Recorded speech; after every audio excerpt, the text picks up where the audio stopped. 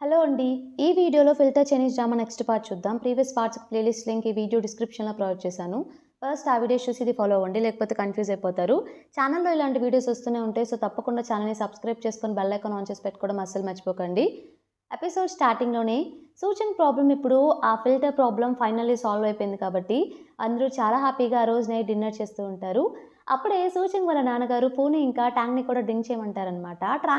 ట్యాంగ్ ఎక్కువ డ్రింక్ చేయలేడు. బట్ అయినా కూడా సూచన్ వాళ్ళ ఫాదర్ అడిగాడని చెప్పేసి ఎక్కువ డ్రింక్ చేస్తూ ఉంటాడు. సూచన్ కూడా నేను ఇన్విజిబుల్‌లో ఉన్నప్పుడు మీ అందరూ ఎంత బాధలో ఉన్నా కూడా నేనెక్కడ మళ్ళీ బాధపడతానేమో అని చెప్పేసి మీరందరూ హ్యాపీగా ఉన్నట్టే నా ముందు నటించారు. అందుకే నాకు చాలా హ్యాపీగా ఉంది. ఈ ఈ గ్లాస్ మీ అందరి కోసం చీర్స్ అని చెప్తూ ఉంటే వాళ్ళందరూ ఎవరు పట్టించుకున్నట్టు బిహేవ్ చేస్తూ ఉంటారనమాట. ఇంతలో సూచన్ వాళ్ళ సిస్టర్ లిన్ సూచన్ గేది ఇప్పటివరకు ఇక్కడే ఉంది కదా! ఎటుపోయింది కనిపించట్లేదు.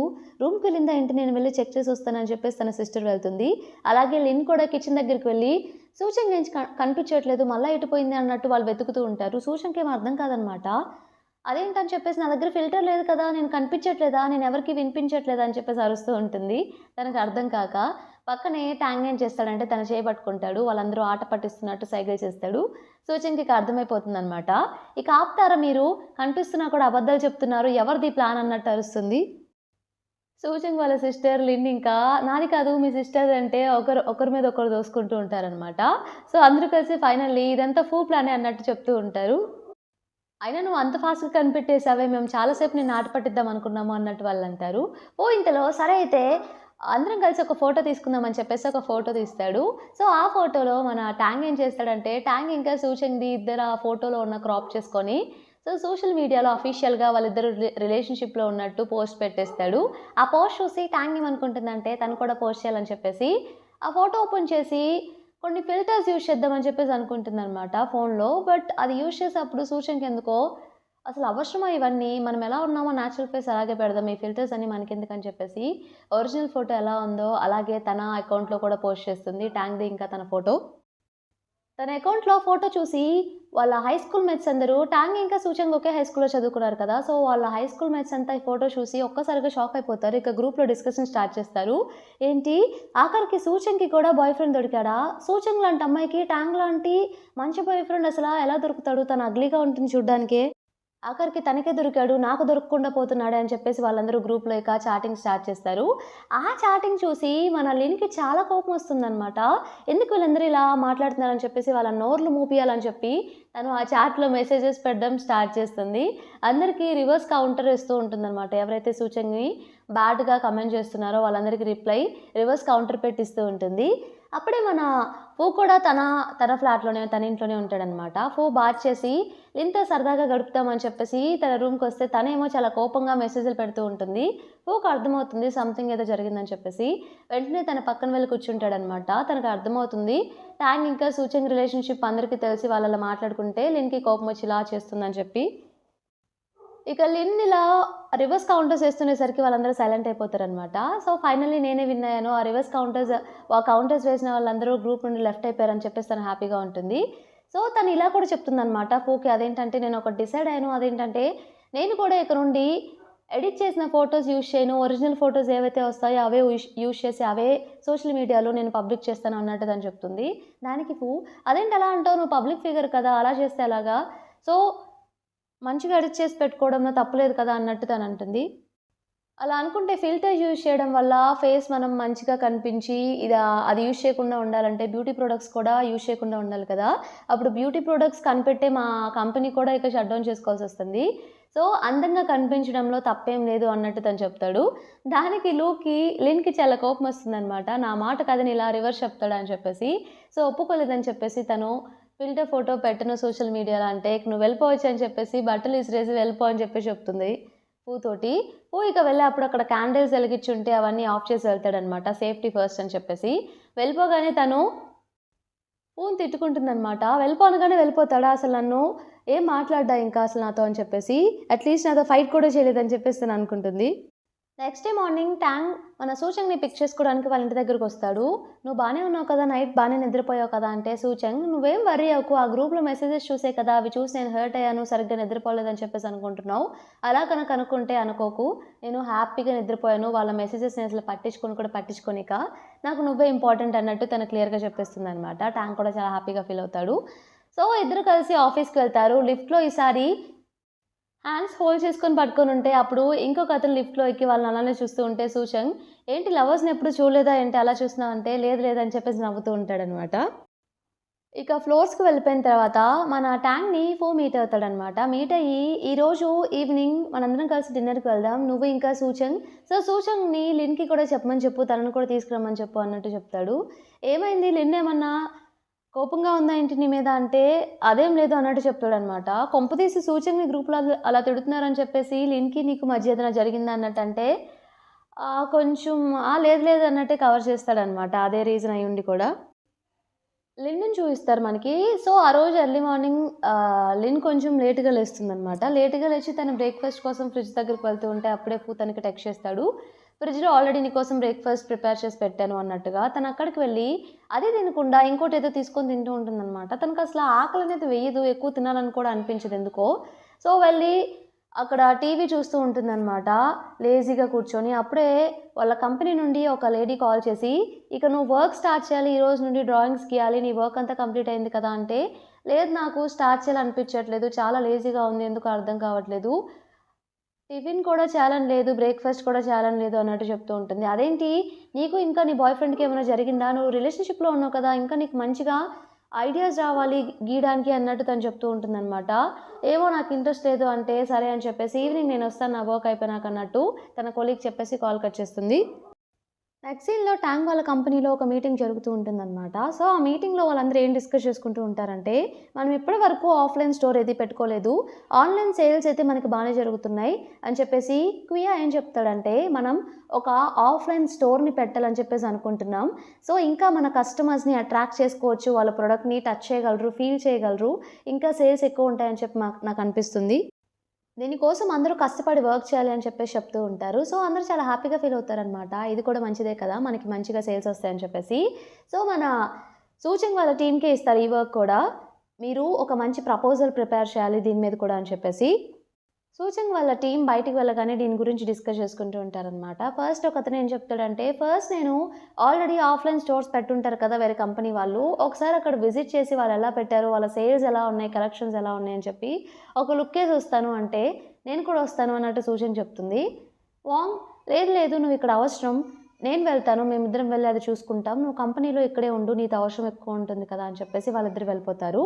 వాళ్ళిద్దరు వెళ్ళిపోయిన తర్వాత ఆఫ్లైన్ స్టోర్ ఎలా ఉండాలా అని చెప్పేసి వాళ్ళు ఒక రూమ్లో ఇలా పెడితే బాగుంటుందని చెప్పేసి సెటప్ చేసి అందరూ మాట్లాడుకుంటూ ఉంటారనమాట. అక్కడ ట్యాంగ్ ఇంకా ఒక అమ్మాయి సూచంగ్ వీళ్ళు నలుగురు ఉంటారు. సో ఆ అబ్బాయి ఏం చెప్తాడంటే ఈ మధ్య ట్యాంగ్ మీ పర్ఫ్యూమ్ బాగా ఫేమస్ అయింది కాబట్టి దీన్ని మనం మన ఆఫ్లైన్ స్టోర్కి మెయిన్ ప్రోడక్ట్గా ఎందుకు పెట్టకూడదు, మీరు పర్ఫ్యూమ్స్ ఎక్కువ ప్రిపేర్ చేస్తే బాగుంటుంది అన్నట్టు తను చెప్తాడు. ఆ పక్కనే ఉండే అమ్మాయి కూడా అవును స్మెల్ బాగుంటే లేడీస్ కన్ఫామ్గా షాప్కి వచ్చేసి వాళ్ళకి నచ్చితే కొనేస్తారు, కన్ఫర్మ్గా పర్ఫ్యూమ్నే మన మెయిన్ ప్రోడక్ట్గా పెడదామని తను కూడా చెప్తుందనమాట. దానికి ట్యాంక్ సూచంగ్ని అడుగుతాడు నువ్వేమనుకుంటున్నావు అని చెప్పేసి. సూచంగ్ నేనేమనుకుంటున్నానంటే పర్ఫ్యూమ్స్, మస్కారా, ఫౌండేషన్, లిప్స్టిక్స్ ఇవన్నీ ఆల్రెడీ వేరే కంపెనీ వాళ్ళు వాళ్ళ మెయిన్ ప్రోడక్ట్గా పెట్టేశారు, థీమ్ ప్రోడక్ట్గా, అవే మనం పెడితే చేంజ్ ఏముంది, ఇంకేదైనా కొత్తగా ఆలోచించాలి, అదేంటో నన్ను అడిగినా నేను కూడా చెప్పలేను, బట్ ఇంకా ఏదన్నా మంచిగా యూనిక్గా ఉంటే బాగుంటుంది అన్నట్టు తను చెప్తూ ఉంటుంది. ట్యాంగ్ నా దగ్గర ఒక ఐడియా ఉంది అంటే ఏంటి ఐడియా అంటే మీకు చిన్నగా తెలుస్తుంది ఐడియా ఏంటో అన్నట్టు చెప్తాడనమాట.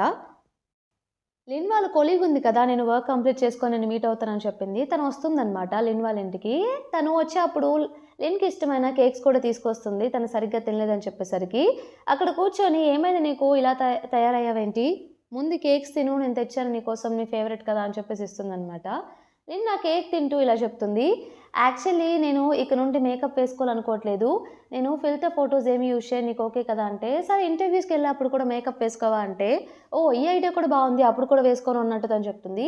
ఆ కేక్ తినగానే తనకి టేస్ట్ అదలా అనిపిస్తుంది, వెంటనే ఊసేస్తుంది అనమాట.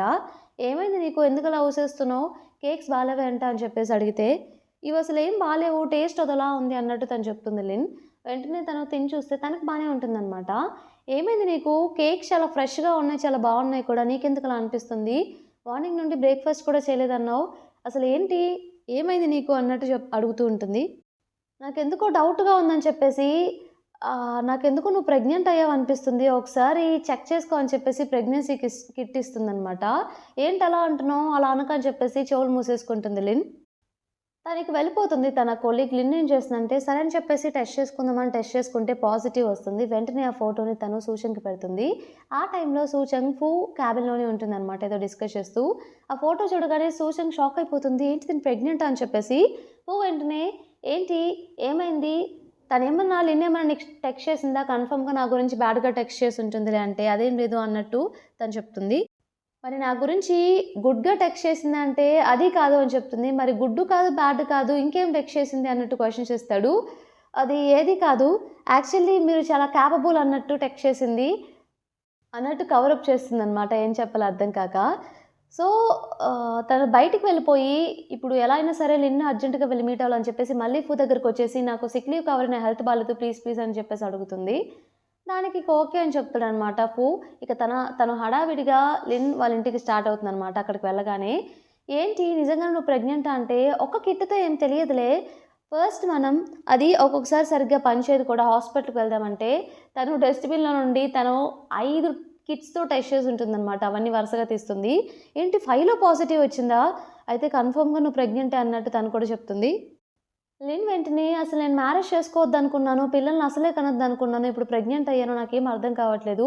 ఒకవేళ నేను అబార్షన్ చేయించుకుంటే నేను మంచిదాన్ని కాదు అని చెప్పేసి నువ్వు అనుకుంటావా? అన్నట్టు సూచంగ్‌ని క్వెషన్ చేస్తే సూచంగ్ ఇలా చెప్తుంది.